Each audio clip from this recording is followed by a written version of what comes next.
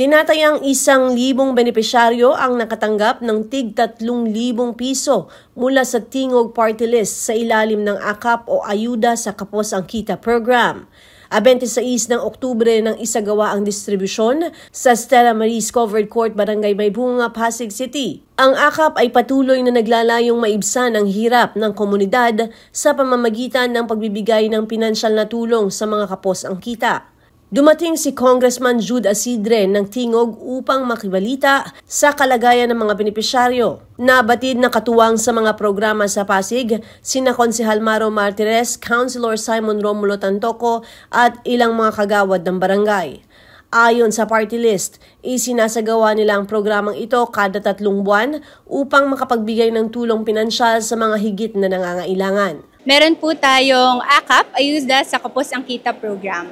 Ito pong Ayuda sa Kapos ang Kita program ay para po sa mga constituents po natin dito sa Pasig City. Dito po sa mga tao po na mga kapos po ang kita, mga low-income earners. Today po, meron po tayong 1,000 mga benepisyaryo at makakatanggap po sila ng 3,000 piso pa bawat isa.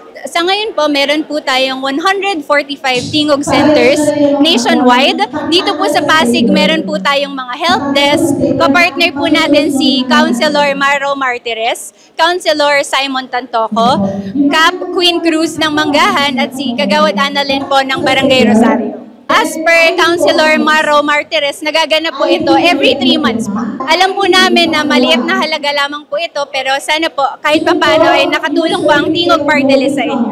Ipinahayag ng ilang residente ang pasasalamat at ibinahagi ang kanilang plano na gamitin ang natanggap na ayuda para sa pang-araw-araw na gastusin at pagbili ng gamot.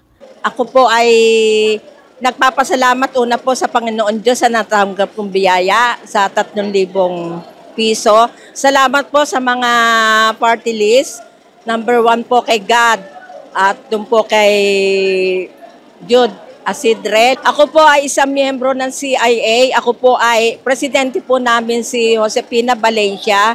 Isa po, ang trabaho ko po ay isang mananahi na wala po hong pirmihang kita. Ito po ay malaking tulong sa akin, lalo po wala po akong katuwang sa buhay. Gagamitin ko po ito sa aking gamot. Natanggap ko pong benepisyo ay yung financial assistance po na dagdag kita na 3,000 po. Napasama po kami dahil isa po kami sa mga leader na tumataguyod ng PWD community ng Santa Lucia. Malaking bagay ito para sa amin, lalo-lalo sa bahay, pangdagdag naming gastos, pang-ulam at saka pang-bigas. Nagpapasalamat ako dahil malaking bagay po ito sa pamamagitan ng tulong ng Tingog Party List at ni Consi Maro Martires and Council. Maraming salamat po, malaking bagay po. Sir, magandang araw po. Magandang umaga naman po. Nagpapasalamat lang po kami in behalf po. Ako si Luan Peñano para sa latest ng iNews Pasig.